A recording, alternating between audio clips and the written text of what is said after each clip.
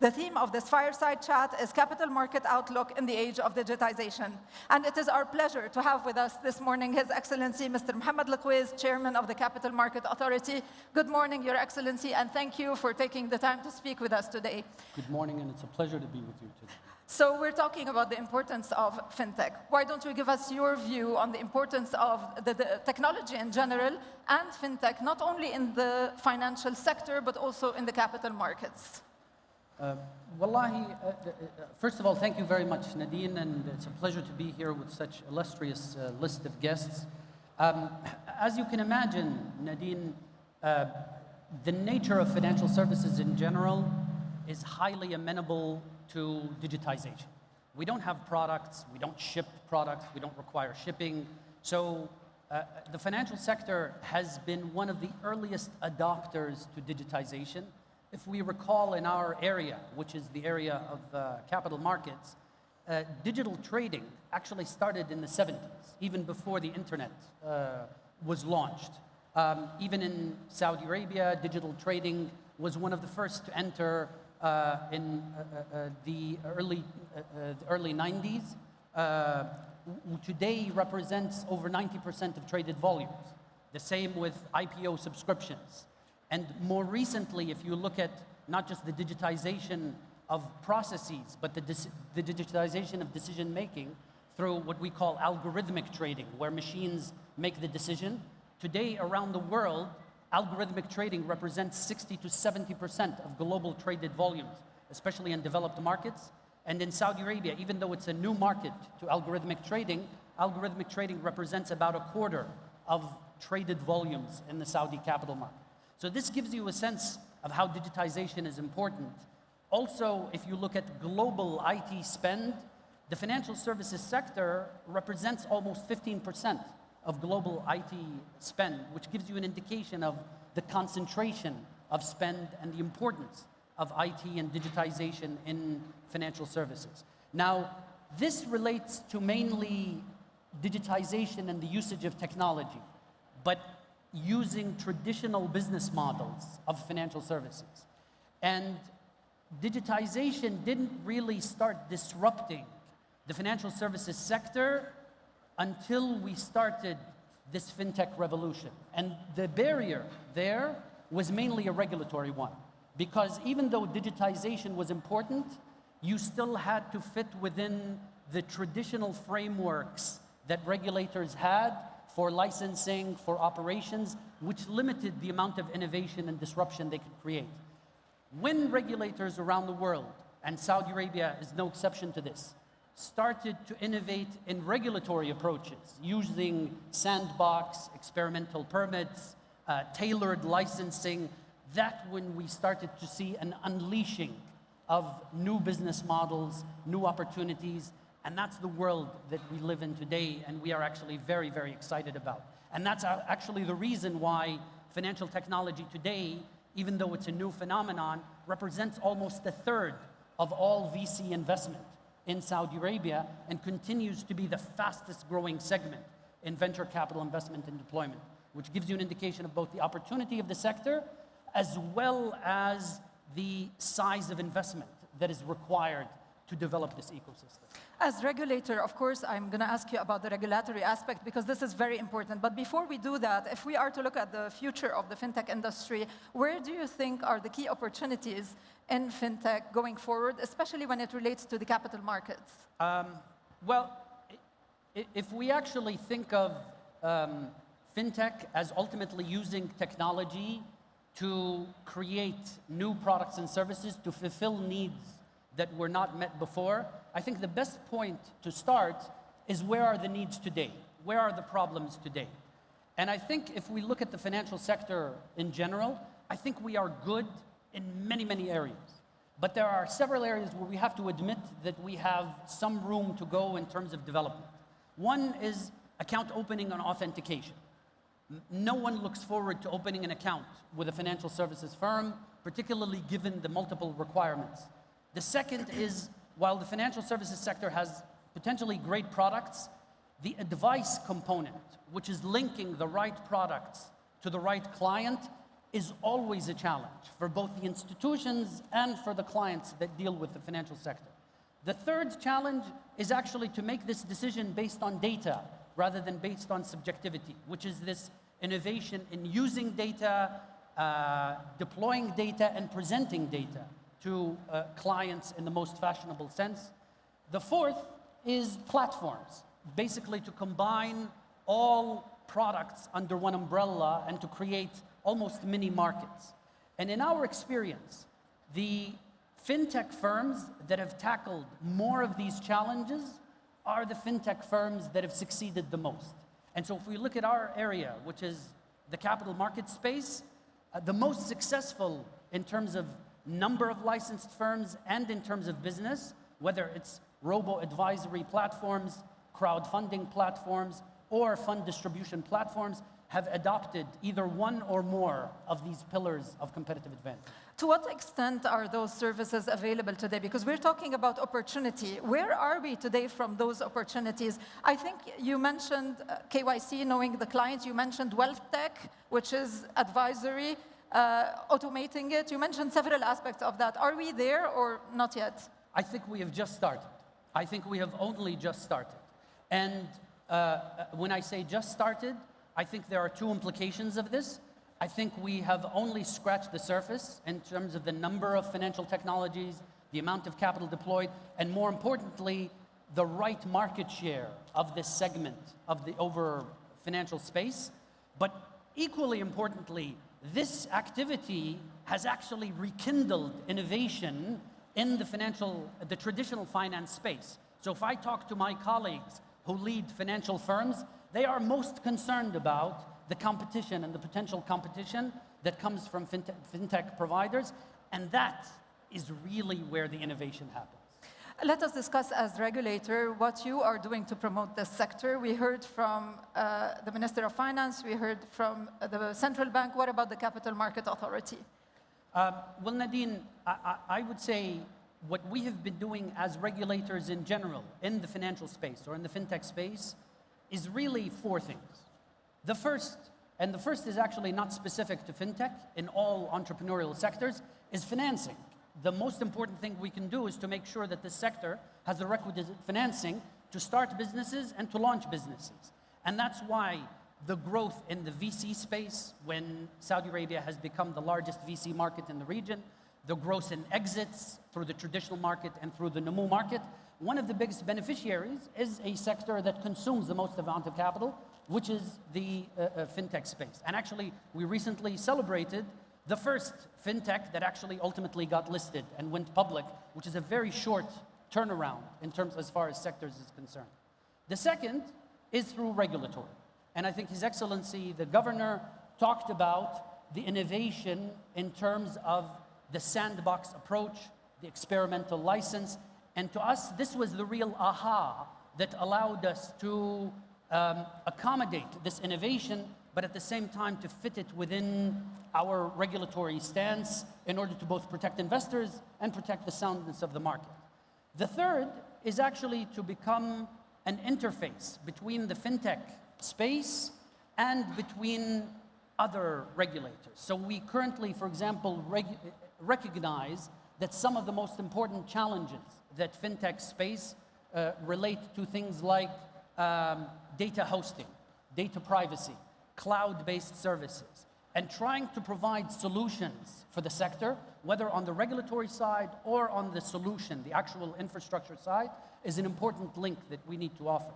And this actually leads me to the final element, which is there are limits to what we can do wearing our hats as regulators, but that's why, and it was actually the idea of our friends and colleagues in the central bank, we partnered on FinTech Saudi, which creates a market development paradigm rather than a regulatory paradigm, which allows us to do things that we wouldn't want to do as regulators. Things like incubation, things like acceleration, like matching with investors, which cross the threshold of independence that a regulator is required. And the thing that we are most proud of is the recent announcement about the Meccan program under FinTech Saudi, which actually places a lot of money behind FinTech Saudi, whether it's for data hosting, whether it's for infrastructure or bearing some of the costs for startup fintechs, particularly in their more nascent phase. How do you balance, we have to talk about risk. How do you balance between encouraging innovation, new ideas, making them happen, but at the same time making sure that you are not creating risks in the system which are not very apparent at this point and which might further down the road cause issues later on? In a word, I would say it's gradualism and staging. And to us as regulators, the staging component manifests itself through our sandbox and experimental permit. So on the one hand, the sandbox and the experimental permit are tailored for each firm. They are flexible to accommodate their business models. You don't have to fit within any specific paradigm. So that fits the innovation approach. However, the protection approach is through we always place limits on these startups. So if you are an experimental permit, we recognize that this is experimental both for the startup as well as for ourselves. So we have to place limits. And there's a process of graduation, which you need to do to move to the steady state licensing regime. And this actually means that the fintech approach and the sandbox approach is not costless. So while it's flexible, it accommodates, it takes longer. So our traditional licensing regime, for example, from the time you apply to the time you get licensed is about 90 days, 3 months. And about 70% of people who apply actually get approved through our traditional licensing regime. Because of this highly tailored approach to fintechs, where we tailor it to their requirements, it obviously takes longer, and the approval process is lower. It's actually closer to maybe 30% or even lower. The reason is most of these folks either are not yet ready, where we ask them to meet certain requirements before they come back to us, or they're probably more suited and easier for them to move immediately to the steady state license, and they might not even need this interim stage if they're at a level of maturity. Your Excellency, when we talk about risks when it comes to fintech, a report that was on Bloomberg quite a few months back comes to mind. It was an extensive report talking about the buy now, pay later, which I know is not under CMA, it's under SAMA. But in the US, apparently it's creating a huge pile of shadow debt, which is not under the traditional financial sector. I was surprised that in Saudi Arabia it's actually regulated, and the regulator knows exactly the amount of money outstanding under those buy now, pay later. What about the CMA? When we talk, for example, about platforms that encourage investments, how do I know that this is for real, that this is authorized, that there are no scams happening in the market? So how do you create, first of all, how do you regulate that? And second of all, how do you create awareness for people to know what is authorized and what is not? So that's a great question, Nadine. And so one is the requirement for us to license these providers. And when I say license, it doesn't have to be a highly involved process. It just means that regulators need to be aware of what's going on, and we should decide, depending on the level of risk in your business, how close we should be to your business, ranging from very little to a lot. And as a result of this, what we find is things like the buy now, pay later, which have started as unlicensed activities in other sectors, where they've become too large, are things where we've actually ingrained the regulations from the start. So buy now, pay later from the start of the fintech ecosystem in Saudi Arabia has always been a licensed activity, which our colleagues in the central bank have been actually very, very close to. Fintech, if it does its job well, will and should make us a little bit uncomfortable, because that's how innovation works. But that's the nature of the balancing act, where you balance between innovation and between the need to protect investors and to protect the stability of the market. And because of the very specific nature of fintechs, for example, in our traditional licensing approach, we only license or announce the licensing of these firms not when we give them the license, but when they commence business and are able to attract business. However, because fintechs are different and we are aware that they're probably going to need capital, etc., we generally make our announcement decisions for fintechs earlier than them starting business, the moment we give them a license, actually in order to help them raise money, set up business, employ people, and more importantly, for people to know that they're dealing with a licensed firm as opposed to a firm that may or may not be licensed. Which business models right now under fintech are seeing the most activity in Saudi Arabia? For example, is it the wealth tech, as we said? Is it crowdfunding? Which platforms are actually, or which business models are actually seeing the most investments right now? So this is very interesting, Nadine. We have actually seen a migration in activity over time with fintechs. So when we first started with fintechs, the single biggest activity or interest was in crowdfunding platforms. And specifically, it was equity crowdfunding platforms. Because you can imagine, if you can have a big market, can we have a small market for small firms? And indeed, crowdfunding platforms, particularly equity crowdfunding platforms, did an amazing job and created a massive transformation. And I'll give you an example from my own experience. Before starting in the government, I was an entrepreneur. It took us about 2 years to raise capital for our business. Today, on some of these crowdfunding platforms, the time from opening the door to subscription and closing the door is measured in seconds, not in years or weeks or even months. And that is a true transformation in terms of not just fintechs, but in terms of the impact and the role that fintechs play in financing and investing in the economy. The migration we have seen over time is we've seen a migration from equity crowdfunding platforms more to debt crowdfunding platforms, whether it's peer-to-peer lending or our DCM or debt capital market issuance platforms. And this is a combination of the maturity of the business models, when people recognize that if I'm investing in very early stage startups, I'm probably better served to do debt where I have a defined maturity rather than equity where I don't have a defined exit. But more importantly, because of interest rate environments. As interest rates have increased, migration has shifted from equity to more debt-oriented investments. Let's take a step back and broaden the scope to digitization and use of AI and big data. As regulator today, to what extent has the use of big data helped you do the job in a better way, what is called RegTech, the technology of regulators, of regulation? Quite significantly. I'm sure that most people hear announcements from a regulatory side on legal actions that are taken in the capital market space against offenders. Almost all, not all, but almost all of these legal actions are actually originated and spotted using technology. And actually the last iteration, which we started a journey in the last 2 to 3 years, is actually applying artificial intelligence to tracking all of market moves and actually identifying anomalous movements, which become the first thread to tracking the market and prosecuting offenders. So the quick answer is quite a lot.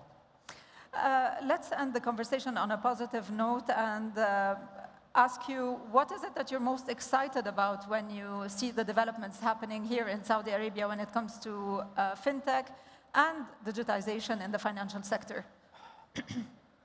So Nadine, I am most excited when I talk to, at least as far as the fintech is concerned, I am most excited when I talk to my own kids about financial services, and I realize that their view of financial services by the accounts they open, the investment products they use, etc., is increasingly and almost entirely informed by financial technologies than traditional finance. And given the demographics of the country, that gives you an inkling of the size of the opportunity available for financial technology. But there must be challenges. We're talking today about a financial sector that is anchored by very big players in Saudi Arabia. So to what extent do you see agility in adopting digitization in general and fintech solutions?